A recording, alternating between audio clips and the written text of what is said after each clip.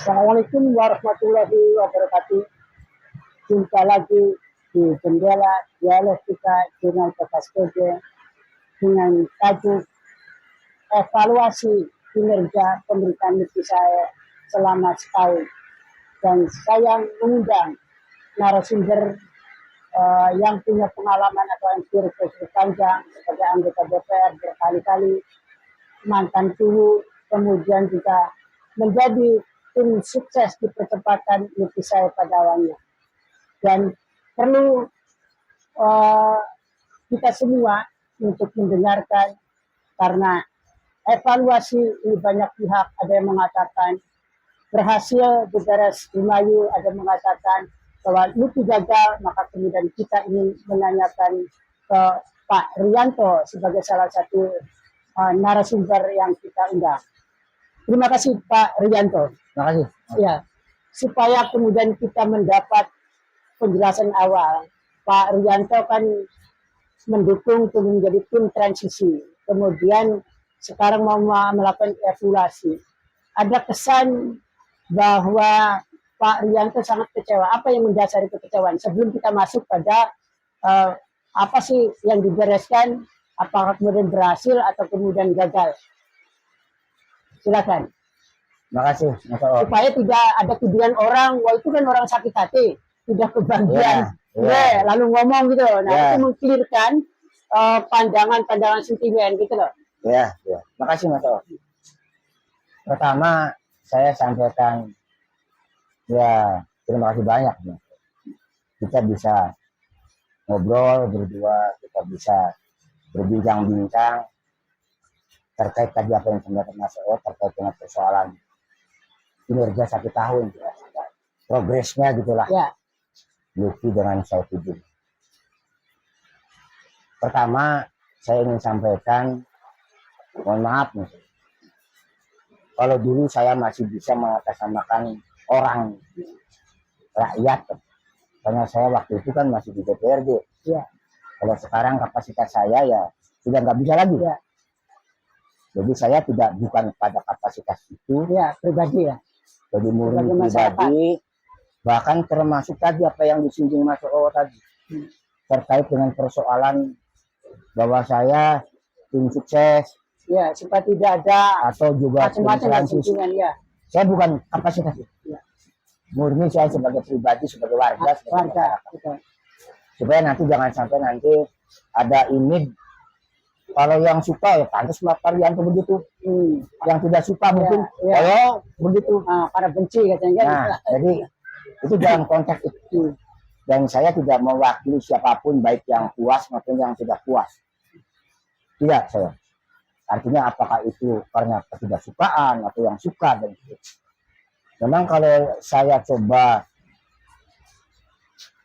melihat, mendengar apa yang ada di konten-konten media sosial, itu kan terkait dengan mengomentari lah, atau juga mungkin bisa ada yang secara vulgar gitulah, menyimpulkan saya ini kepemimpinan ibu saya gagal.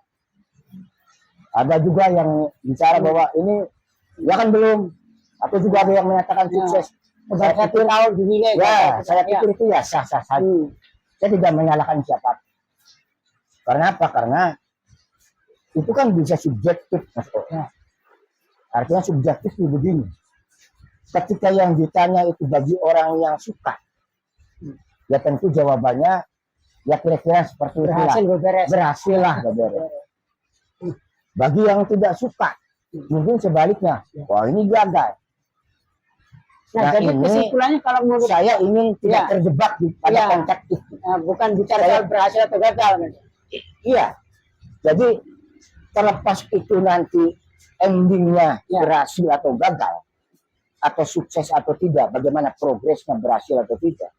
Artinya kita harus menggunakan yang akal sehat, nalar yang akal logika sehat gitu. Kita tidak bisa dengan asumsi, dengan didasari tadi apalagi yang suka dan tidak suka. Karena dalam konteks kerangka kepemimpinan negeri saya ini yang baru 1 tahun ini kan, kalau menurut saya ini kan jadi progres 1 tahun itu kalau dalam ranah regulasi itu sebenarnya tidak ada yang mengatur itu. Oh, ya. 1 tahun, 3 Satu bulan, saja. itu saking apa ya genit ganjennya saja sebetulnya, ganjen gitu. Ya kalau berhasil kan, kalau tidak berhasil ya bukan ganjen sebetulnya, bunuh diri juga sebetulnya. Jadi sebetulnya tidak perlu harus diapakan gitulah, yang namanya 100 hari, 1 tahun itu. Tapi kembali lagi tadi pada persoalan tadi, kinerja itu. Saya harus bicara jujur apa adanya. Kita harus bicara ketika bicara Lutfi Saifuddin, pasangan ini. Ini kan bicara soal masalah bagaimana dia dalam kontrak 5 tahun itu.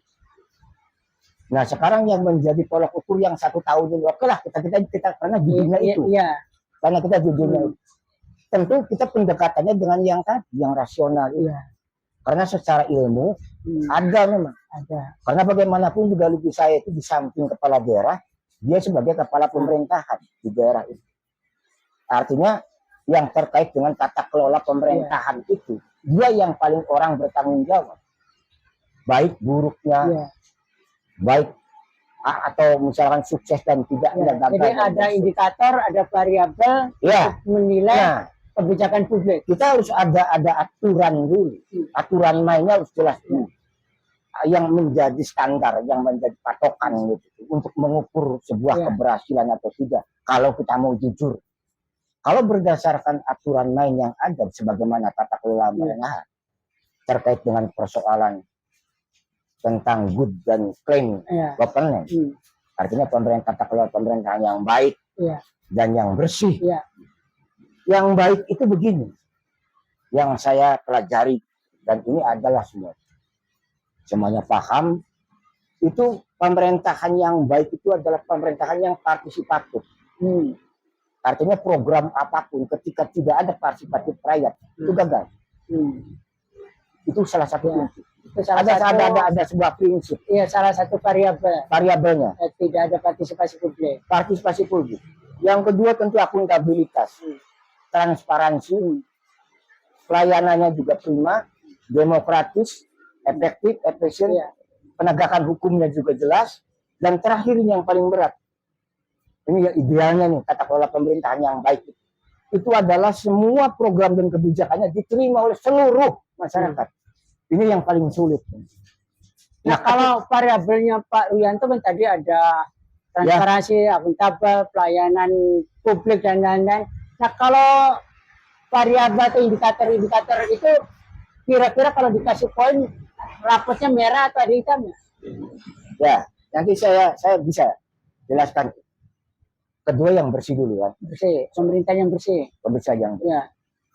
Tata kelola pemerintahan yang bersih itu adalah tata kelola pemerintahan yang justru mendukung dan melaksanakan peraturan perundang-undangan yang berpihak kepada kepentingan rakyat.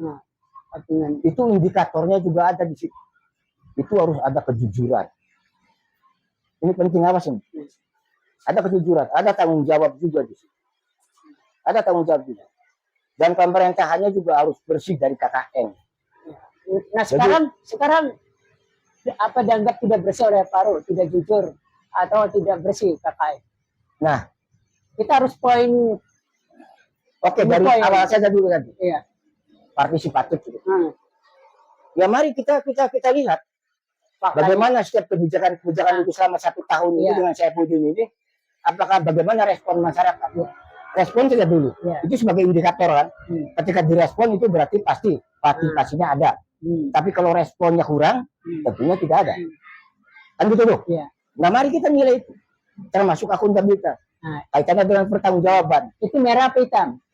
Kalau dinilai rapat itu variabel itu. Tadi kan bilang Pak Ruyanto kan gitu lah, partisipasi publik terpenuhi tidak? Saya bukan apa-apa ya. Apa adanya gitu. Dia sebagai rakyat. Karena kita apa yang saya sampaikan itu harus bertanggung jawab. Ya, supaya kita nggak boleh. Supaya indramayu. Ya, tidak boleh dengan prajurit dan seterusnya. kalau kita mau jujur, kalau kita mau menilai semuanya tadi, Ya. baik yang baik maupun juga yang tata kelola yang bersih, ya kita harus melalui survei sebetulnya. Harus melalui survei. Ya. Sederhana saja. Itu bisa secara ini. Contoh lah gitu. Misalkan presiden. Itu nggak bisa kita mendengar mana yang mendukung, mana yang tidak mendukung. Ya. Karena semua itulah, semuanya masyarakat. Semuanya harus didengar. Ya kan gitu tuh. Ya. Nah, kalau kita melihat fenomena yang melalui tercermin di berbagai konten di medsos, ya. kan gitu tuh. Ya. Ini kan kecenderungannya tadi seperti kecenderungannya negatif. Tapi kalau kita mau jujur tadi, kita harus melalui survei. Tapi itu pun juga yang independen. Iya, yang lembaga survei yang mana? Lembaga yang independen. Jadi itu nanti yang survei itu tingkat kepuasannya. Ya. Itu akan terpotret nanti. Akan terpotret itu. Jadi yang di judulnya itu tingkat kepuasan. Ya. Nah sekarang lembaga surveinya kan belum ada. Belum ada. Ya, sekarang secara pribadi sebagai rakyat berharap pada Burgarsi Indramayu. Nah, rapotnya itu masih abu-abu atau hitam atau merah atau tidak. Lembaga surveinya kan belum ada nih. Betul. Ya. Kemudian konten-konten tadi ada kesimpulan sementara. Ya, saya wawalan kan sampai tidak melihat medsos kan. Kemudian taruhlah tanda kutip negatif. Ya. Nah, menurut Pak Ruyanto sendiri, netizen yang mengatakan kalau diukur seandainya itu mayoritas negatif, ya atau di atas 50% negatif, apa sebenarnya yang lalai oleh pemerintah Lukisai? Jadi kan ada DPR untuk mengingatkan nanti. Jadi persoalan akar masalahnya. Iya. Saya harus bicara apa adanya ya? Ya harus, karena itu untuk kepentingan publik. Kalau kemudian harus bicara apa adanya. Iya, tidak jujur bagaimana gitu loh. Pasangan Lukisai ini, kita tahu semua lah. Ini kan lahir sesar. Oh gitu, prematur. Sesarnya berapa bulan? 7 bulan? Ya, sampai lahir. Oh sampai lahirnya sampai di sesar. Di sesar. Kita tahu Pak Luki, Saifuddin ini kan awalnya terlalu yakin, awalnya contoh Pak Luki dulu lah. Ya. Luki dulu. Itu kan melalui PKB. Akhirnya tidak terjadi juga. Melalui Gerindra tidak terjadi juga. Ya kan? Akhirnya karena pada saat itu posisi Saifuddin itu masih sebagai ketua DPD Golkar, anggapannya ya sudahlah kita aman dengan Golkar. Ya, makanya pasangan lah ya, ditambah thresholdnya ada putusan MK. Jadi lika-likunya Pak Luki ini sangat luar biasa. Jadi karena disesar susah lahir normal. Ya bisa jadi ada pengaruh. Gitu loh. Bisa jadi ada pengaruh itu juga. Jadi saya pikir itu betapa sangat luar biasanya sampai dia bisa duduk saja. Itu pun juga ada tangan Tuhan kan, yang melalui MK, keputusan MK itu. Kalau tidak ada keputusan MK yang tentang kaitannya dengan threshold itu, penurunan, itu tidak bisa nyalur. Tidak bisa. Dan mungkin ada pihak-pihak lawan yang memang mengendaki memang tidak duduk. Mungkin ini. Lukisai itu nemu pulung nggak? Ya. Jadi ada pertolongan atas tangan Tuhan sehingga dia duduk. Itu pun juga maaf. Kalau yang sekarang ini misalkan Nasdem merasa jumawa dengan PKS, oh saya kan yang partai musuh. Iya. Tapi dulu kan Pak Rudi Nasdem. Iya, maksud saya begini. Itu belum cukup sebetulnya Mas. Awas itu. Makanya Lukisai itu ketika mendaftar di KPU itu bukan kursi, bukan syarat kursi, syarat suara, karena syarat kursi 5 itu belum cukup juga. Jadi makanya melibatkan tadi ada Gelora, ada Hanura, ada Buruh, yang non Karme. Nah di dalam, nah itulah yang dikatakan pengusung. Jadi tanpa itu yang 4 partai-partai kecil itu 2 saja itu sebenarnya tidak cukup. Jadi betapa luar biasanya dinamikanya itu. Nah sehingga terkait tadi pertanyaan itu, asbabun nuzulnya kan, akar masalahnya dulu kan, untuk sampai duduk saja. Ini kan saat-saat yang injure time, ketika partai-partai sudah memberikan keputusan pasangan yang akan dipasang, calon yang akan dipasang itu, ternyata 2 orang ini kan tidak dapat. Kan gitu tuh kira-kiranya. Konsentrasinya kan kepada bagaimana duduk. Jadi boro-boro kita nih waktu itu sesungguhnya itu berpikir bagaimana visi misi. Jadi itu akar masalahnya. Jadi gara-gara sesar tidak memikirkan visi misinya, ya kan? Ya, dan menjadi akar masalah soal beberes. ya, Visi misinya kenapa, Mang? ya kan begini. Begitu keputusan partai 3 hari itu kan penutupan. Ya, Itu kan harus jadi dalam hari itu. ya. Artinya Diserahkan harus kepada dibuat. Karena KPU. memang aturan perundang-undangannya memang seperti Ya. itu. Ketika mendaftar KPU itu harus ada membawa Iya. visi misi. Dibuatlah visi misi dalam 1 malam lah. Adakan. Ini bahasa sederhananya. Kayak gitu. cerita apa tuh? Iya, kejadian tepak itulah. Kuta kosong itulah. Oh iya. Seperti arah Jonggrang itu yang, Arah Jonggrang. yang ini. 1 malam itu Satu jadi. malam. Gitu. Ya kalau itu kan pantas setan yang buat. Jadi Oh, jadi pun juga. Iya kan gitu tuh. Iya. Tapi kalau Tapi berarti kan manusia cerdas, bisa- yang bisa. berpikir secara logika akal sehat, sepertinya kalau 1 malam atau beberapa hari saja untuk jadi Visi bagaimana misi. kita menata Indramayu. kaitannya dengan persoalan Indramayu yang begitu besar, Iya. banyak penduduknya dan luas areanya, itu sangat-sangat tidak mungkin. Sehingga waktu itu akhirnya apa? Ya sudahlah, karena ini harus Harus sebagai jadi. persyaratan. Ya. ya Formalistik. kemungkinan, karena saya tidak terlibat langsung, ya mohon maaf, dalam konteks visi misi. Itu konon ada timnya lah yang dipimpin oleh Icok.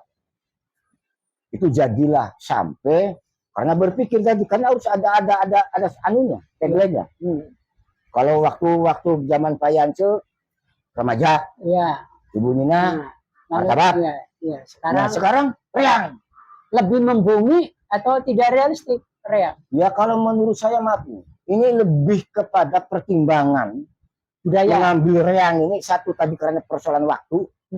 Yang tidak sampai berpikir bagaimana yang secara komprehensif, yang bagaimana yang lebih baik, lebih pantas, lebih ideal gitu tuh mungkin ya sudah reang, termasuk pertimbangannya tadi elektoral itu bagaimana kita nih ya tadi lah dalam rangka membangun dalam religius yang sekarang dikatakan reang kan itu ekonomi kerakyatan aman ya kan gitu tuh. Tapi itu sudah familiar kan beberapa desa menggunakan menyebut dirinya kalau ngomong kan reang gitu. Iya. Tapi kan begini Mas tadi nih. Ini kan akar masalahnya kan dari situ sih. Paham nggak gitu? Iya. Saya padanya saja. Iya. Nah saya baru tahu visi-misi. Saya secara pribadi nih. Itu ketika saya diminta diikut di tim transisi. Oh transisi. Oh itu baru tahu ya? Oh saya baru tahu. Jadi lebih dibukalah di situ. Lebih duluan saya tahu ya. Ya. Kebetulan saya di situ waktu itu karena ada 18 orang dibentuklah selain pimpinan, koordinator dengan sekretaris, yang lainnya itu masuk itu dalam tim yang tiga pokja itu. Tiga pokja itu. Dalam hal satu mengurus urusan masalah pelantikan, persiapan itu. Yang kedua tentang urusan masalah bagaimana RPJMD, APBD dan seterusnya, program itu. Dan saya kebetulan juga ditunjuk waktu itu sebagai tim 3, sebagai tim koordinatornya lah. Tim 3 memudahnya Pak. Tim 3 itu saya diberikan tugas waktu itu adalah dalam rangka 100 hari awalnya. Oh, tadi yang genit itu. Ya, 100 hari kerja itu. Itu kita harus mempersiapkan. Nanti saya serahkan ke Mas Oo bukunya yang sudah saya buat. Yang kedua, itu adalah masalah bagaimana nanti semacam ekpos gitu tuh. Tadi tuh program unggulan programnya itu. Supaya masyarakat Indramayu tahu lah. Ya. Yang ketiganya itu adalah bagaimana nanti kita dalam rangka itu kalau nggak salah 3 saya itu yang ditugasi oleh tim transisi itu. Itu yang terakhir itu kalau nggak salah tentang masalah ekpos, tentang masalah 100 hari, dan yang ketiga itu tentang masalah bagaimana menyiapkan kaitannya dengan masalah-masalah nanti setelah pelantikan itu. Setelah pelantikan itu. Nah, rekomendasinya saya membuat waktu itu. Saya buat semuanya 3 yang ditugasi saya itu. Saya buat semuanya termasuk program dan seterusnya 100 hari. Hanya waktu itu nggak bisa dirubah. Gitu. Udah nggak usah 100 hari, nggak bisa nih 100 hari ini. Kita ini nanti seperti takut ada itu rasa kata lukis saya atau kata ketua ya kemungkinan ya dari yang bersangkutan lah pasti. Itu jadi kita ini dirubah saja lah, pakai dengan istilah percepatan. Oh, percepatan ya. Jadi bukan program 100 hari, maka 100 hari itu tidak ada. Nah, dalam konteks percepatan cepat-cepatan dalam bidang apa? Nah ini, Kejar-kejarannya apa itu? ya artinya ada percepatan program kan. Hmm. Sementara dalam konteks visi misi itu kan yang dijabarkan melalui RPJMD, yang sekarang mungkin sudah di breakdown lagi melalui APBD tentu, dengan berbagai kegiatan dan anggarannya. Ini kan patut kita lihat kan, kata Mas Oid. Jadi kalau saya berbicara soal tadi reang, apa adanya saya pribadi, tapi Mas Oid, religius, tidak, ekonomi kerakyatan, dan gotong royong. Saya pada saat itu pun juga mungkin satu-satunya orang, saya termasuk orang yang tidak setuju pada saat dengan menggunakan terminologi reang. Terminologi reang. Apa? Karena tidak bisa nyambung. Sebagaimana tuntutan, harapan, ekspektasi masyarakat, problem solving yang ada di masalah di kita di negara maju. Tapi tim kan punya parameter. Itu loh, reang parameter ini kalau dianggap berhasil. Ya, itu dikarang saja sudah. Oh, ini sambungan ini. Era ini begini. Anunya begini. Contohnya Indramayu beribadah. Ya, ini. Parameternya waktu itu belum dibicarakan. Ya, enggak bisa. Makanya kalau kita mau jujur, ini, itu sumber masalahnya dari situ. Sehingga tidak nyambung dengan program itu. Program itu kan dari RPJMD itu. Visi misi dari RPJMD ke program. Kan masih ada kesempatan perbaikan RPJMD. Ya, RPJMD-nya bisa, tapi kalau visi misi nggak bisa itu. Iya, taruhlah di dokumen negara itu kepada RPJMD. Oh, itu bisa. Kenapa? Bisa dirubah. Karena tidak diperbaiki. Ya, inilah yang harus kita dorong. Salah satu sumber masalah kita yang sekarang beginilah kasarnya. Kenapa kata Mas kan begitu? Ya. Itu salah satunya jawabnya. Kalau menurut saya, RPJMD harus dirubah. Harus disesuaikan dengan kebutuhan. Apa yang dikehendaki oleh masyarakat. Karena kita ini bagaimanapun juga tadi salah satunya di samping partisipasi itu juga ada faktor responsif juga kan. Kita ini kan kesannya ini kan ya maaf lah yang di konten-konten kita ini kan kurang respon gitu, kurang respon. Telat gitu. Kurang cepat. Maksudnya pemberitaan Luki tidak responsif. Oh iya. Kalau menurut saya jadi kalau kita pertanyaan apa tuh indikatornya, variabelnya? Contoh. Tidak responsif. Misalkan ada banjir yang kemarin. Contoh misalkan gitu.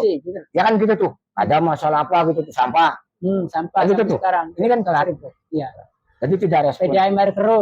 Nah, itu tuh indikator itu beberes tata kelola yang tidak baik. Ya kurang baik sebetulnya. Salah satunya yang kurang. Walaupun ada alasan tertentu dia. Alasan seperti kaitannya dengan teknis, anggaran dan seterusnya. Kita tahu juga sih memang kesulitan bagaimana soal itu anggaran. Ya, soal rumitnya anggaran. Iya. Ada efisiensi dari pusat. Jadi kembali lagi tadi. Kalau menurut saya, mari kita ini ya apa ya? Memberi masukan kepada pemerintah, lebih saya. Ya itu tadi. Ya tapi kalau tidak mau didengar, lu siapa? Ya itu tadi masalahnya. Kan ya, gue ya, yang jadi bandar. Ya, gitu. Tapi maaf nih Mas O, saya ingin tegaskan dalam mumpung ketemu dengan Mas O dan pasti nanti akan dilihat orang kan. Oh iya. Ada juga di konten saya menemukan, adalah nggak semua sih, nggak banyak juga sih. Itu kan orang-orang yang kritis itu kan ada maunya kan. Oh gitu, dicapnya begitu loh. Itu kan coba aja diajak lah ke dalam. Itu kan dia kan nggak kebagian. Nah, kalau diajak itu kan sakit hati. Oh iya, kebencian. Mas O, saya sampaikan dalam kesempatan yang ya maaf. Di usia saya yang sekarang sudah ujur 68 tahun. Saya memang dari awal juga tidak punya target. Nah itu niat saya dari dulu itu hanya ingin membantu. Ya, membantu beres lah. Ya. Hanya membantu. Tidak ada saya tuh minta target program mau jadi apalah. Ya, jadi proyek lah gitu. Apalagi urusan proyek, nitip jabatan, kami minta jabatan. Apalagi untuk pribadi, untuk orang lain, keluarganya. Tidak masalah. Alas nih. Ya. Saya masih punya harga diri. Tidak akan saya lakukan. Hanya kenapa saya mengkritisi? Itu saking rasa tanggung jawab moral saja sebetulnya. Karena orang suka atau tidak suka saya, orang tahu. Saya itu tim sukses adalah tim transisi juga. Ya kan gitu tuh kira-kiranya. Kalau Pak Rianto sampai kemudian tanggung jawab moral mengkritisi, berarti ini kan Luki bisa dianggap beberesnya gagal dong kalau begitu. Saya tuh begini Mas. Apa adanya saja ya. Saya awalnya ketemu dengan Pak Bupati, oke lah. Wakil Bupati juga ketemu saya. Saya sampaikan dengan cara begini, dengan langsung gitu loh. Iya. Pak, ini nih, mohon maaf, saya ada pendapat masukan dari saya, barangkali berkenan, ini, tolong diperbaiki. Saya sampaikan gimana? Responnya apa? Tanyakan saja. Responnya apa waktu itu? Ya sudah. Soal nanti dianukan direalisasikan Iya. atau tidak, ditindaklanjuti atau tidak, masa saya harus maksa. Iya. Tapi saya sampaikan itu sebuah tahapan yang saya anggap Iya. itu sudah, kalau menurut saya, ya etika lah, santun Iya. gitu. Jadi masukan-masukan yang Pak Rianto kasihkan untuk beberes pemerintahan Luki saya ini, berapa persen dijalankan oleh Luki atau didengar di dalam praktek di lapangan? Saya Kira-kira. bukan bermaksud ini ya. Mungkin orang lain yang apa yang saya sampaikan, tapi ini apa adanya saya. Itu dalam konteks tadi penugasan saya, kaitannya dengan masalah penyusunan program itu. Iya. Saya tuh sampai saya bukukan, semuanya lengkap, semua berbagai macam aspek bidang, pertanian, ini, semuanya, termasuk kegiatan-kegiatan apa yang harus dilakukan selama 100 hari, percepatan. Saya buat semuanya. Dan itu tadi tidak tersantun dalam itu, dalam program itu. Tidak tercatat. Tetapi sebetulnya apa yang dilakukan sejak, contoh yang paling sederhana lah, misalkan pada saat awal duduk itu kan bulan puasa, tarekat keliling, Ya, buka karena bersama religius. dan seterusnya, Ya. termasuk jujur, termasuk tugu, karena kita harus komitmen dong, karena itu sudah terucap oleh Pak Luki waktu Ya. itu. Kalau nanti saya ini akan dia akan mendorong soal pemekaran itu. Ya. Itu maaf, semuanya saya bahkan sampai kepada persoalan tata kelola. Pak, gini, tolonglah soal masalah penataan pejabat. Kalau yang matang dipertimbangkan, tapi itu pun juga harus secepatnya. Ini maaf, saya sampaikan juga. Karena ini sudah baunya kurang sedap. Ada isu-isu yang, ya maaf lah dalam tanda petik tadi lah, yang jual beli lah, yang bagus, ini Ya. yang suruh. Itu sebenarnya benar nggak isu begitu? Menurut Pak Rianto, maksudnya kan membaca tanda-tanda. Kita kan susah membuktikannya. Ya. Ya. Jadi Itu kalau kan- membaca tanda-tanda, isu begitu itu, rumor begitu, sejauh mana kebenarannya? Kira-kira berapa persen? 5%? 20%? Saya, aku yakin. Oh gitu. Walaupun itu kan kita sulit membuktikan Iya. itu. Karena bagaimanapun juga ketika kita ini sudah menyatakan itu, katakanlah menuduh itu, kita harus bisa membuktikan. Iya. Masa bisa membuktikan kentut Oh tidak bisa. dalam kerumunan orang banyak? Iya. Siapa kentutnya ini? Iya. Yang kentut. Sama dengan KPK juga sebetulnya. Kalau tanpa ada penyadapan, sulit juga dia. Tapi karena dia punya otoritas penyadapan, dia bisa membuktikan. Iya. Tapi kalau macam saya, kalau menyatakan itu, Iya. ya saya kan nggak bisa. Karena itu kan harus dipertanggungjawabkan, Mas Om. Iya. Nanti kena delik kalau tidak. Tapi kalau kita bicara soal tadi, saya, aku lihat. Kalau melihat tanda-tanda. Walaupun itu kembali kepada Allah kan. Iya. Benar nggak, Mas Om? Kembalikan saja sudah. Yang maha tahu adalah Allah. Nah, yang membuat Pak Rianto tidak bisa tidur lalu tetap kritis dan melakukan kritik, apa sesungguhnya kemudian? Apa karena Luki saya ini pemerintahnya sudah miring-miringnya, sudah karu-karuan, atau masih di rel yang bisa ditolerir? Jadi begini, Mas Om. Kita ini kan juga sama dengan teman-teman yang lain. Orang yang konten lah, termasuk Mas Om. Orang-orang yang dianggap, katakanlah yang mengkritisi lah. Dasarnya kan sederhana. Kita kan juga melihat, kita juga mendengar, kita juga merasakan. Dan itu nggak bisa dibohong itu. Iya. Rasa itu. Iya kan gitu. Iya. Makanya kita nggak sulit kita bohong itu. Kita nggak bisa mengelak itu. Kalau kita nggak mau membohongi diri saya. Kan gitu kira-kira. Jadi saya pikir ada beberapa hal yang harus, ya mau. Ada kan teman-teman yang, wah ini nih, gimana ini? Lanjut nggak nih? Kan ada yang ekstrim gitu tuh. Iya.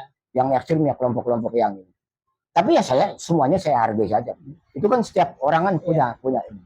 Tapi kalau menurut saya mah, apa yang Mas O lakukan yang saya juga perhatikan di konten-konten Mas O terkait dengan masalah mendorong, kaitannya dengan persoalan interpelasi, ya kan gitu tuh, angket dan seterusnya.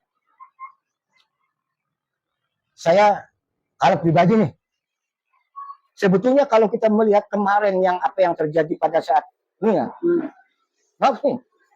Kalau sekarang ini sebetulnya lebih pantas. Oh, lebih pantas. Lebih pantas. Berarti lebih parah dong. Lebih layak sebetulnya kalau itu. Iya. Tapi saya ngomong apa adanya saja Ada nih. tapinya. Akan tetap yang namanya proses politik itu sulit, Mas O. Mas O mungkin mempelajari itu soal Iya. pemakzulan Nah, kalau lebih dengan dalam konteks lebih layak, itu. kira-kira kebijakan publik mana saja? Enggak, sekarang kita tuntaskan itu dulu kan. Soal itu. Iya. Makanya saya tuh sebetulnya pesimis kalau itu. Kalaupun juga sekarang teman-teman saya yang ada di DPRD melakukan itu, Katanya saya pesimis. Katanya mau pansus. Bukan berarti tidak mampu. Kalaupun mampu pun juga Iya. sampai ke tujuan itu sudah. Ya, karena dalam berbagai literatur politik iya. yang saya baca ini, maaf, dalam konteks pemilihan langsung yang kita sebut dengan sistem presidensialisme, itu sebetulnya tidak ada mekanisme dan ruang untuk pemakzulan itu oleh DPR melalui politik, oleh DPR, oleh lembaga legislatif. Karena dipilih langsung oleh rakyat.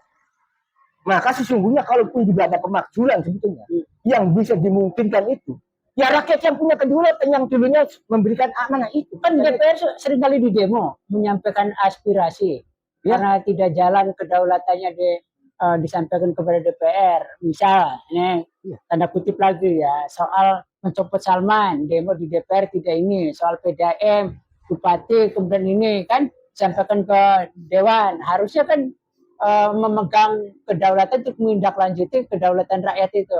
Kan harusnya begitu. Kan tidak punya otoritas dalam rakyat gitu loh. Dalam konteks politik begini menurut saya. Tapi ini awas nih. Ini agak ini juga agak kurang inilah. Tapi apa adanya ini dalam karena kepentingan politik sering bicara lain itu tidak ada. Tapi itu bisa. Tapi bagi orang yang memilih itu yang bisa. Ya. Artinya apa yang memberhentikan siapa? Ya rakyat yang memilih. Karena dia dipilih oleh rakyat. Jadi harus ada mosi tidak percaya jalanan tertulis. Ya, DPR jalanan. Rakyat langsung. Mohon maaf nih saya ngomong. Ini kan nggak enak sebetulnya. Lebih nggak enak itu kalau kan cara itu. Konstitusinya kan DPR harus mengemban amanat itu. Masa harus ada DPR jalanan? Ya, itu kan dalam konteks ranah regulasi yang diatur oleh secara ini oleh undang-undang kan. Tapi kalau dalam ranah politik realnya literatur politik, ilmu politik, itu tidak ada ruang sebetulnya. Karena itu mah dipilih langsung. Jadi sehingga orang yang memilih itulah yang harus memberhentikan. Kan begitu? Oh, iya paham. Jadi ini kan jadi rekomendasinya dari mantan dewan bahwa rakyat kalau menganggap pemerintahan lukisan gagal, maka rakyat harus membuat mosi tidak percaya yang memilih. Terus disampaikan kemana? Ke Mendagri, ke DPR lagi, DPRD, atau kemana? Presiden. Ya, secara politik loh. Ini kan kalau kita bicara pemakzulan kan sudah setengah makar. Ya, tapi ya itu yang dijelaskan oleh ilmu politik. Iya. Jadi kita lah memang yang rakyatnya yang harus memberhentikan. Dengan cara-cara tadi itu yang saya tidak mengenakan itu. Oke, itu pil pahit yang kemudian juga dilema dan sulit. Tapi maksud saya kan begini loh. Luki sebenarnya, Luki saya ini masih mau mendengarkan partisipasi publik tidak sih? Bahwa ini ada celah di kebijakan ini, misal soal rekrutmen jajaran direksi PDAM, soal Dewas PDAM, ya kan? Soal rangkap jabatan, soal PLT di Dewas Presiden. Sebenarnya Luki saya masih mau mendengarkan tubuh beres itu tidak? Menurut Pak Rianto. Ya sekarang kan begini Mas. Tadi kan kalau kita mau bedah satu persatu itu responsif itu. Artinya ketika ada masyarakat yang ini ini kan kebijakan yang kita bicarakan. Iya, makanya ketika ada kebijakan yang menyimpang, yang tidak sesuai, yang masyarakat juga ini tahu tadi, misalkan pengangkatan pejabat, misalkan kan gitu tuh berbagai pejabat. Luas, kan. Itu kan mestinya kan ya seharusnya memang harus mendengar sebetulnya. Ya mohon maaf lah. Ya tapi dia bilang manajemen talenta, seleksi jabatan-jabatan itu. Apa tidak percaya? Bupati bilang, ini kan kita sudah menggunakan manajemen talenta. Saya sesungguhnya kalau kita dari sisi apa ya kosakata gitu. Apa sih talenta itu? luar biasa itu Mas. Ya harusnya luar biasa, mesti tanya sama Itu sesuatu sama yang lebih saya sangat, lah. ya katakanlah spesial istimewa gitu. Iya. Talenta itu. Memang itu talenta itu apa ya? Ya kita tahu lah acara talent yang di Amerika. Jangan-jangan kalau pakai itu orang-orang yang memang punya kemampuan tidak memenuhi syarat, jangan-jangan kalau iya, pakai itu. Iya, tapi kan kembali lagi tadi. Kan prosesnya itu. Kita kan tahu kan cuma hanya itu. Oh iya. Oh ini talenta. Oh, tanpa. Hah? Oh iya. Ini yang paling begini. Apa sih?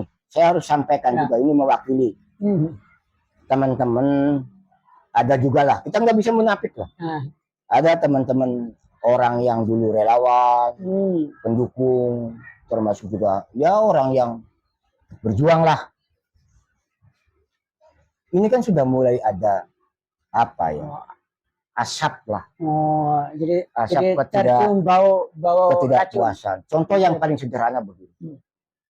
Kita ini kan dulu kan pada saat proses pilkada waktu kampanye itu kan ada indikasi yang paling sangat kental kuat kaitannya dengan masalah politisasi. Sampai-sampai kita ini kan teman-teman semuanya ini kan mengawasi semuanya. Itu mati-matian lah siang malam supaya jangan sampai terjadi politisasi berulang. Kita sampai berdarah-darah. Kasarnya ini. Iya, karena ASN terlibat di proses. Gitu. Ini jujur saja. Ini juga harus ya, gedung-gedung jadi merah. Gitu. Ya. Tiba-tiba sekarang ketika sudah tadi penataan pejabat itu yang sekarang dikatakan talenta. Kita saja itu ibarat keringat darah itu belum tuntas. Masih mengucur gitu. Sama gitu. Masih ada rasa sakit itu. Tapi fakta hampir saya dari sekian awal itu yang 39 diangkat itu hampir 85% saya hitung orangnya. Saya tahu semua. Si A ini awalnya di sini, sekarang di sini. Indikasinya apa? Ya itu orang-orang yang tadi yang terlibat. Oh gitu. Nah ini yang dirasakan sakit sama orang itu. Jadi apapun judulnya tadi walaupun ngomong talenta, ketika memang personnya ini orang jadi patut diduga manajemen pembisik kalau begitu. Ya saya tidak menyatakan itu ya. Tapi ya jadi orang itu kan jadi akhirnya. Nah dulu Pak Rianto ini tidak terulang politisasi. Sekarang kok gedung-gedungnya juga sebagian sudah warnanya biru ya kalau tidak salah. Ya itu memang inisiatif kepala dinas yang bisa nyemir atau memang juga pemerintahan Lukisa senang gitu. Jadi politisasi itu begini Mas. Itu kan coba lihat ingin masukkan kasus yang dipermasalahkan soal presiden itu. Iya kan? Soal sembako apa, politisasi. Salah satunya. Sudahlah ke bawah saja kita. Sejak zaman Pak Yanco. Politisasi enggak? Jujur nih saya ngomong apa adanya. Saya bisa ngomong 100% politisasi. Bahkan itu lebih dari. Sekarang kemarin Mina kan? Mengulang kita mau ngomong apa adanya saja. Mengulang yang sama. Malah plus. Menambah. Ini plusnya 2. Sekarang plusnya 3. Pertanyaannya kan mungkin tidak seperti itu. Mungkin. Karena itu sudah rumus. Saya ini Mas berkeliling ini ke semua kabupaten kota. Hampirlah 50% dari 540-an itu kabupaten kota yang ada di Republik ini. Saya ini hampir semua kabupaten. Saya datang ke kabupaten ini. Siapa nih bupatinya ini? Contohlah Pekalongan. Hijau. Siapa bupatinya? Jadi bisa Brebes. membaca identitas lah. Dari anu. Saya sampai ke Cilacap. Saya tanya bupatinya PDI. Ya tadi. Musola juga merah. Oke, Pak Rianto. Masjid juga merah. Sebelum. Jadi itu. Nah sekarang pertanyaan kan tadi. Sekarang mungkin tidak. Kan sudah mulai itu udah KPP suka atau tidak suka? Atau benar nggak? Ya benar itu fakta. Diakui atau tidak? Kok sulit kita ini? Sulit. Nah sekarang pertanyaannya dulu, yang politisasi katanya. Ini nggak jadi. incumbent, politisasi. Iya, sekarang politisu. Nah sekarang Ya, apa mau diteruskan? ya. Ya enggak, Faktanya sih diteruskan. faktanya memang seperti Iya.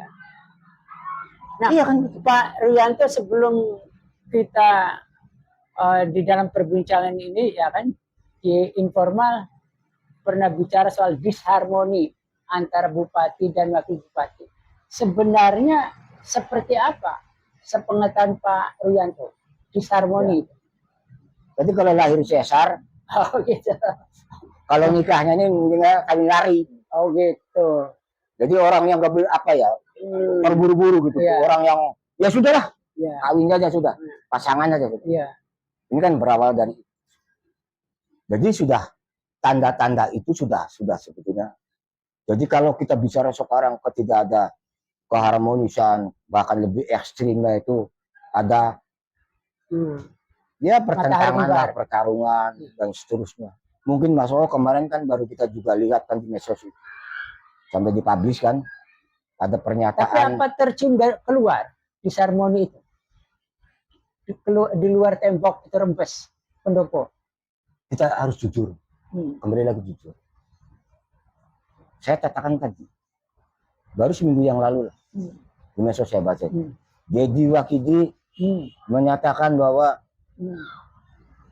Saifuddin Bupati apa itu? Saya sebagai orang politisi, karena dia yang ngomong politisi juga. Iya.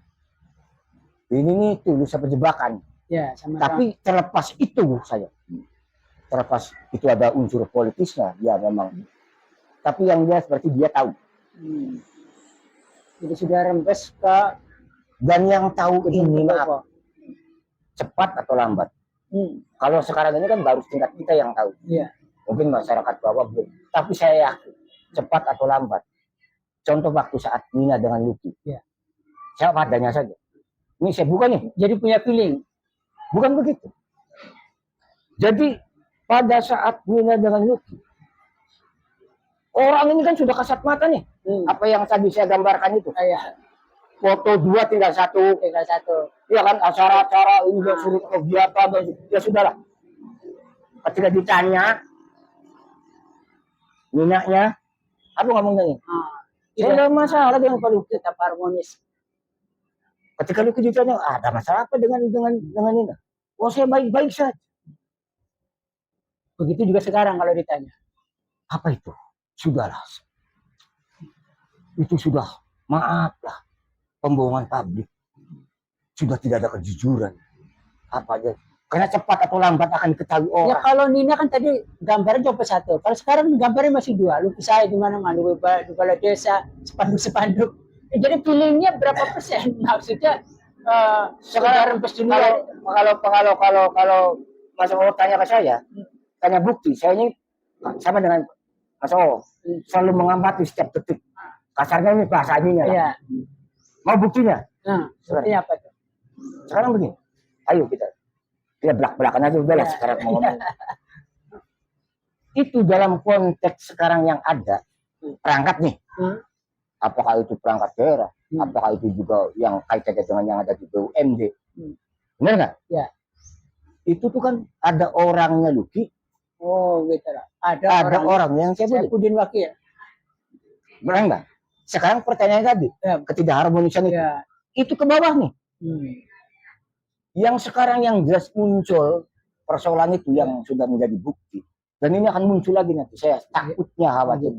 Itu di masing-masing dinas akan terjadi. Contoh. Di masing-masing dinas juga begitu. Ada orangnya. Di Kominfo itu geger kan rame. Oh, iya. Ada yang 3 yang dipecat. 3 itu yang dipecat. Saya tahu Mas. Masalahnya itu dari situ. Tapi sekarang kalau kuenya bagi 2 tadi, misal di BUMD bagi 2 orangnya. BUMD. Ya berarti kan sudah BUMD. Sudah serah. Iyalah apa adanya saja kita ngomong apa adanya. Biar nanti orang di BDR. Iya. Sekarang. Maaf nih. Cara kaya itu siapa? Tim kan?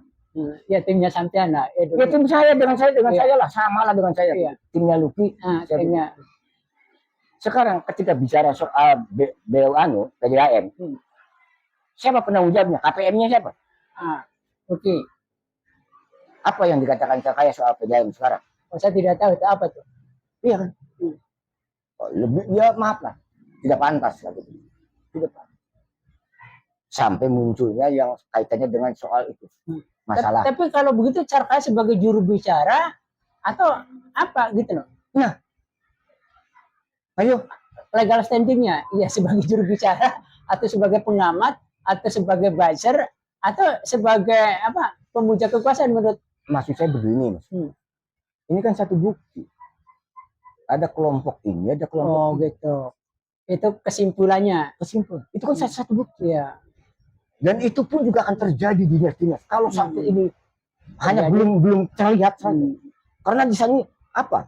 Ini mengawasi ini mengawasi ini. Kalau sampai terjadi di dinas-dinas dampaknya apa tuh? Kira-kira buat rakyat atau buat kebijakan publik? Ya sudah innalillahi. Oh gitu. Innalillahi.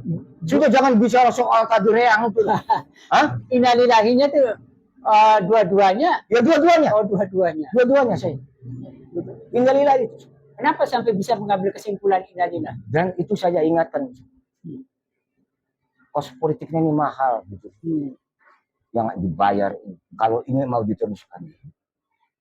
Jujur saja. Saya sampaikan. Kenapa saya sekarang ini? Jujurnya padanya saya. Ya. Ada juga kadang-kadang saya waktu konten di Abdullah Tohirik.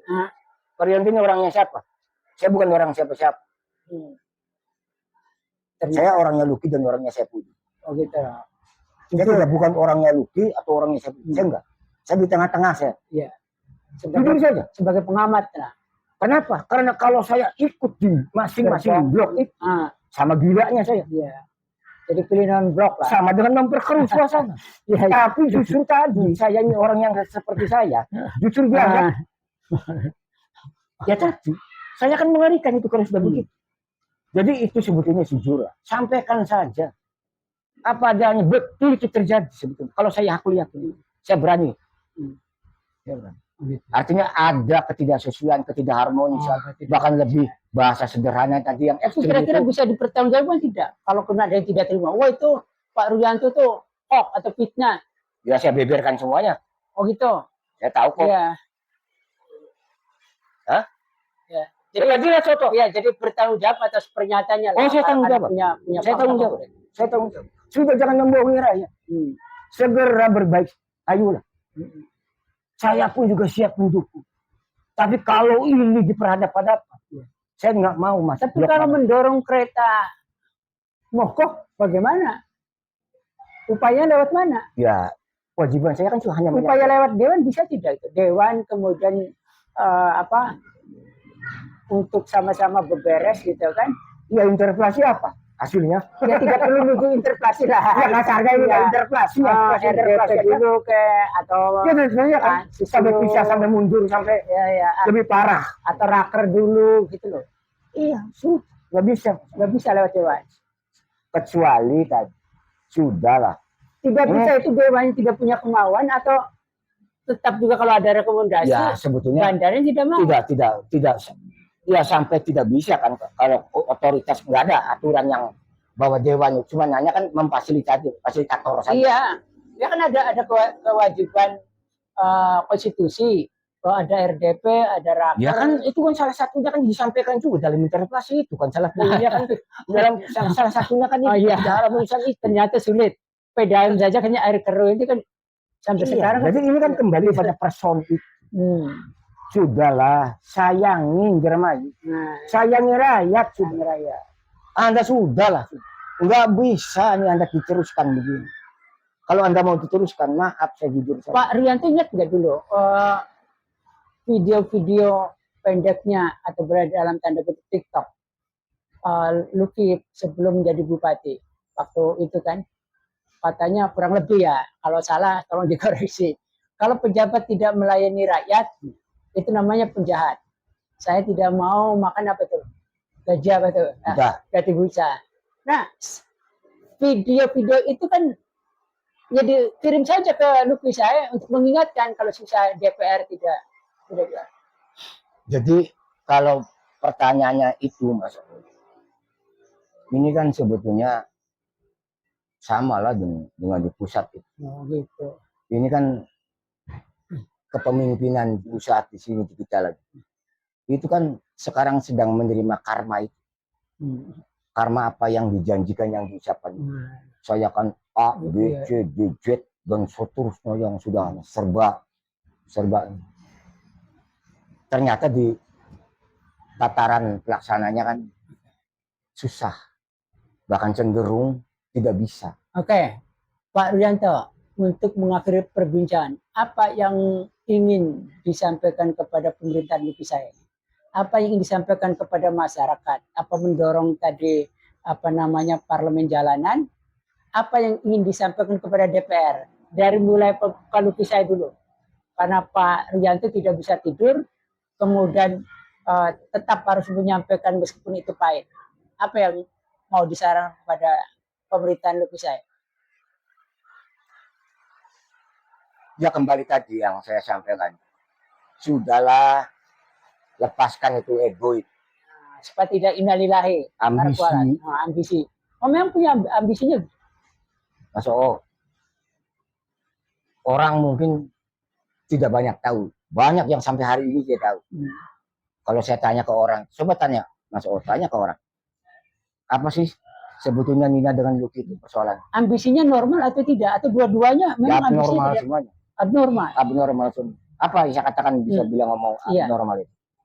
Bayangkan, pecah kongsinya Lucky dengan Nina itu kan hanya baru 3 bulan. Bayangkan. Itu apa persoalannya? Saya buka nih sekarang. Biar masyarakat dengar semuanya. Itu kan persoalan ambisi dan keserakahan. Dua-duanya. Bayang, persoalannya sebetulnya apa sih? Satu hal saja. Sudah bicara nanti 29, itu padahal baru 24, baru 3 bulan. Iya. Kalau kita nanti kata Nina gimana nih tahun depan? Kata Lucky, nanti 29 saya mau nyalonkan sendiri. Selesai itu, tamat itu. Patah arang itu. Nah sekarang ambisinya begitu juga. Apa yang kita dengar kan seperti itu. Iya. Mas Opa mendengar itu juga. Iya kan? Saya kurang dengar kali. Ya Mas Opa tidak jujur. Kalau saya tuh kan mendengarkan rumor. Kalau saya makanya Mas Opa jangan jebak saya. Kalau saya dijebak kayak apapun, selagi bisa disampaikan ucapan saya Pak Rianto kan masih bisa komunikasi. Kan saya hanya mendengar rumor. Maksudnya begini. Apakah dua-duanya itu kan ambisi boleh-boleh saja asal normal. Apakah dua-duanya sudah masuk pada level abnormal? Maka itu yang perlu diingatkan oleh Pak Rianto. Kan begitu. Gitu loh. Saya tuh begini. Apa yang pernah waktu itu ini dengan kan ada konten tadi. Kalau saya diminta memfasilitasi sebagai fasilitator. Apa sih? Supaya ketemu gitu. Apa sih maunya Pak Lucky? Apa sih maunya Pak Sapudin? Kan gitu tuh. Coba sih ayo sih. Ya kan? Ya, jadi juru runding. Ya, nanti kita bikin seperti Iran dengan Amerika lah. Seperti VOP. Wah, iya. Apa sih? Nanti kita kesepakati nih, setuju nih. Hendak Pak Lucky begini nih. Saya bikin begini. Apa yang ditolak, mana yang diterima. Tanya Trump tidak bisa dipercaya. Kalau perlu saya bikinkan konsepnya. Kalau diminta. Makanya saya sekarang ini kan, ya maaf lah, saya mendingan sudah dengan Mas Owo saja di luar. Mendingan kita juga jadi ya seperti itu daripada, makanya saya tadi dari awal kan tadi saya tidak mewakili masyarakat dan saya tidak dalam konteks kapasitas sebagai tim sukses. Jangan. Jadi kalau nanti ada yang menanyakan bahwa Rianto kan nggak diberi apa-apa itu pengen ini, itu maaf lah saya. Maaf, bukan itu saya. Insya Allah. Oke, untuk masyarakat, untuk publik supaya bisa melihat. Jangan sampai tidak melihat. Saya bagaimanapun juga. Ini kan kalau kita bicara soal masalah tadi asbabun. Ada Lucky dengan Saipudin ini kan karena amanah kepercayaan masyarakat. Nah sekarang kembali lagi dengan situasi kondisi yang seperti ini. Itu kan kembali ke masyarakat. Tadi yang saya katakan dalam literatur politik itu. Karena kalau sekarang ini kan begini, so, kalau diam, gimana? Kalau diam disangka dapat amplop. Bukan, maksud saya masyarakat nih. Oh iya, masyarakat kalau diam menerima, mau apa? Mau apa 5 tahun, 4 tahun lagi kita ini? barangkali dia merasa puas tingkat kepuasnya kalau disurvei. Karena Iya tadi kan, kalau soal itu sudah kita bahas kan, tadi yang pro kontra itu, faktor yang pro kontra itu. Tapi kalau kita mau jujur tadi berdasarkan ya secara inilah pengertian tata kelola yang baik, yang bersih, kan tadi sudah ini saya masalahnya repot ini kalau masalah dia dianggap bahwa Luki saya tidak punya masalah atau merasa puas. Nah ini yang harus dijelaskan kepada Luki saya, kepada DPR, bahwa diamnya masyarakat itu bukan kemudian puas gitu loh. Jujur Mas O, saya ini sebetulnya sudah mau diem, baik tulisan maupun juga sekarang ini baru ini saya lakukan lagi 4 bulan 5 bulan dengan Mas O ini. Kenapa saya nggak ingin dilakukan? Kita ini kan begini Mas O. IPM kita tuh berat. Ini garis statistik ya, TPS itu yang dipublish tahun 2023. Kita ini IPM kita itu cuma hanya 6,925. Jadi kita ini kelas SMP kelas 1. Publish sekarang itu konon ada informasi itu antara sekitar 72, 5 tahun. Itu cuma hanya 2 digit. Sekarang kita hitung. Kalau kita ini misalkan pendidikan dasar 12 tahun, kita ini baru kelas 1 SD. Berarti kita ini masih tinggal 5 tahun lagi. Itu kalau percaya 5 tahun lagi. Sama statistiknya. Kalau 5 tahun lagi, kalau 5 tahun itu cuma hanya dapat 1 poin, kita ini berarti 50 tahun lagi. Kita ini baru masyarakat Indramayu ini rata-rata sudah SMA. Tapi kan bisa direpresentasikan dengan banyaknya sarjana, dokter, profesor kan. Ya itu, ini kan kita secara rata-rata. Iya, secara rata-rata. Jadi kita ini maaf, kendala kita ini Mas O ini sama maaf. Mas O sadar atau tidak? Mas O ini, wah, A, B, C, D, begini. Maaf nih saya ngomong. Saya juga sama. Persoalannya kan tidak nyampe ke bawah. Karena di bawah ini kalau bahasa sederhananya, kalau pemilih itu kan tradisional. Yang belum rasional. Ketika kita bicara soal tadi, akuntabilitas, partisipasi, responsif, ya nggak ketemu ke situ. Nah, jadi kita ini kapan? Kita nunggu 50 tahun lagi nih. Jadi masyarakat suruh apa gitu loh. Caranya harus bagaimana masyarakat menurut Pak? Ya, kalau menurut saya kitanya bukan masyarakat. Harus kitanya yang harus kita memberikan harus ada pendobrak wawasan pengetahuan. Kita ini begini nih. Kita ini jangan salah lagi nih supaya masyarakat atau publik melihat fakta. Nah, sekarang tadi kata Mas Omar tadi. Begini nih, kita ini gimana nih? Sekarang begini nih. Apa sih jangan provokator saya?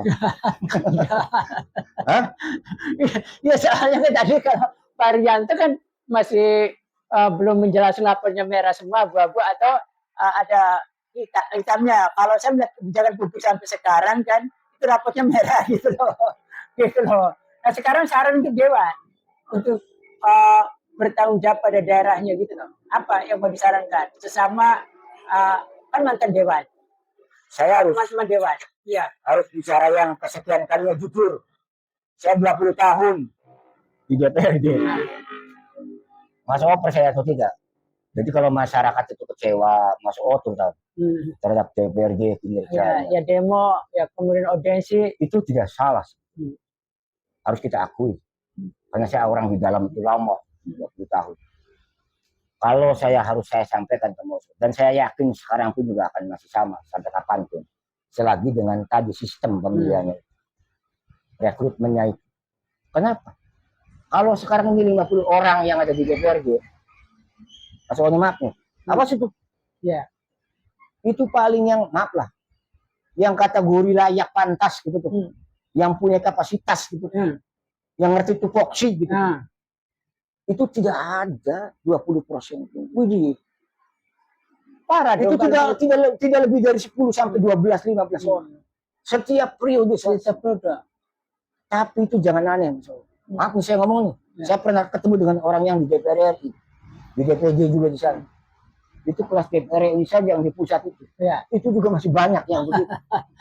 Coba kita lihat. Kalau PDI yang ngomong ya itu. Demokrat itu. Golkar ya orangnya itu. Yang lain mah sudah lah. Nah Pak Ro, saya sering baca media online dikirimi. Kok anggota Dewan berkomentar soal PDAM air keruh ke Komedia? Padahal dia punya fasilitas, punya infrastruktur DPR, punya regulasi. Harusnya kan ngomong di internal Dewan. Ya. Kan kalau ngomong di media itu rakyat yang salurannya tersumbat. Lalu kemudian ngomong di media. Nah, menurut Pak Ruyanto ini salah makan apa? Gitu. Ya itu tadi. Dia itu bisa mempublish ketika apa yang sudah dilakukan. Ketika yang belum dia lakukan apa yang terjadi.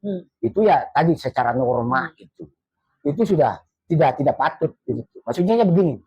Misalkan kita ini ada masalah nih. Apakah kita tahu sendiri? Iya. Atau juga mungkin ada laporan dari masyarakat. Baru kita kan tidak lanjut ini. Nah, nanti setelah hasil itu nanti kita bisa ada press release. Disampaikan itu. Jadi kalau sekarang disampaikan dulu, itu sebetulnya tadi secara etik gitu. Itu tidak pas gitu tuh. Iya, banyak anggota Dewan komentar kok PDAM airnya keruh dan lain-lain. Bukannya kemudian menyelesaikan. Ya, terus resesnya bagaimana? Apa tidak ada disampaikan masyarakat? Ya tadi yang saya katakan tadi. Dari 50 itu kan sebenarnya mungkin kebetulan yang ngomong ya belum memahami itu. Salah satunya mungkin. Begini nih Mas O. Biar tahu juga Mas O. Karena ini maaf nih, kalau berbeda kan. Contoh kemarin itu rame kan. Soal PDAM itu. Iya kan? Iya, rame. Sampai dipanggil. Iya kan? Iya. Sama DPRD. Tindak lanjuti gitu. Iya. Demo, tindak lanjuti. Rapat, komisi. Iya. Kesimpulannya tidak ada masalah. Itu selesai Mas O. Selesai. Karena kita ini ada 3 itu panduannya kita kerja ini di DPRD. Tata tertib, kode etik, dan tata beracara. Di situ diatur dalam tata beracara. Artinya begini misalkan, kalau ada masalah, kita itu diselesaikan pada tingkat komisi. Ya. Ketika sudah selesai di tingkat komisi, enak atau tidak enak, puas atau tidak puas, itulah keputusan. Ya, tapi rekomendasinya apa kan hasil? Ya itulah yang harus ditanyakan. Ya, rakernya itu mestinya dipublikasi. Ya. Ini rekomendasi. Tidak ada masalah. Ya, secara manajemen harus diperbaiki. Air keruh terus menerus. Sebabnya apa? Apakah yang kemarin secara khusus tuh masalah itu tuh. Iya, sudah sebetulnya. Oh, cuma segitu-gitu. Iya, kecuali dalam konteks lingkup komisi ini, tingkatan komisi dulu. Setiap masalah itu dilakukan komisi dulu. Iya. Itu tidak selesai, itu diangkat pada pimpinan. Itu diplur kepada semuanya. Iya. Itu terjadilah yang kemarin interpelasi. Karena itu waktu Ibu Nina itu tidak selesai di tingkat pembahasan di deadlock gitu tuh. Iya. Tetap. Tapi kalau sudah di tingkat komisinya, hanya kalaupun juga tidak ada kepuasan, barangkali ini ada dugaan tadi macam-macam lah gitu tuh. Jangan-jangan komisinya begitu. Enggak apa-apa itu sah-sah saja. Masyarakat menduga itu boleh.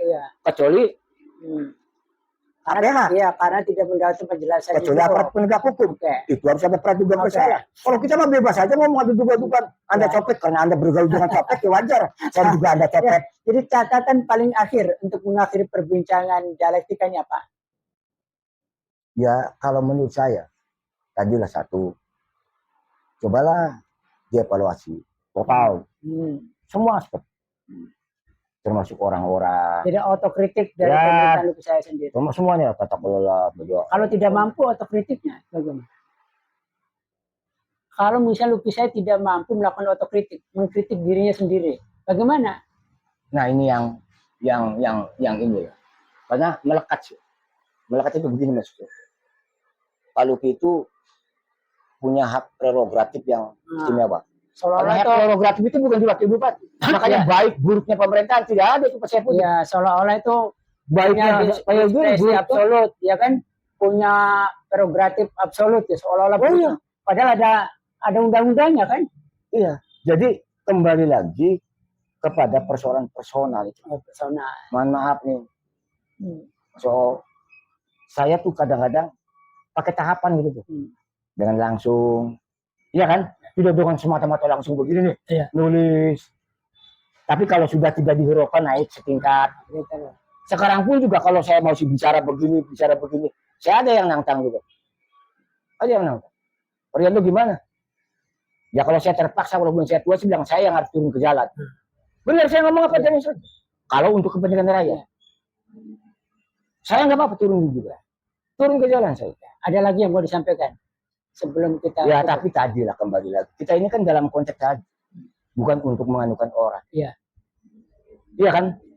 Niat awalnya juga saya mendukung. Iya. Sekarang juga saya memberikan masukan. Sampai sekarang pun juga kami juga ingin masih terus menjaga supaya ini juga sampai 5 tahun. Tadi tuh ada sebuah perubahan-perubahan yang ya kalau kemudian di tengah jalan lah. Di tengah jalan ini ada Ya jangan sampai lah seperti itu. Kan masa Allah lah Indramayu ini. Mohon maaf, sekarang bicara APBD. Ini terakhir kan? Saya jelaskan. Tadi IPM sudah 69,25, sekarang 7,72 sekian. APBD sekarang kita bedah juga 26 ini. Itu sekitar 3 triliun 537, 3,5 triliun lebih. Tapi publik tidak bisa mengakses tuh, transparansinya tidak ada, jadi tidak bisa memberikan. Mudah-mudahan melalui YouTube ini. Saya masih ingat 3 triliun 537 miliar 808 juta. Gitu.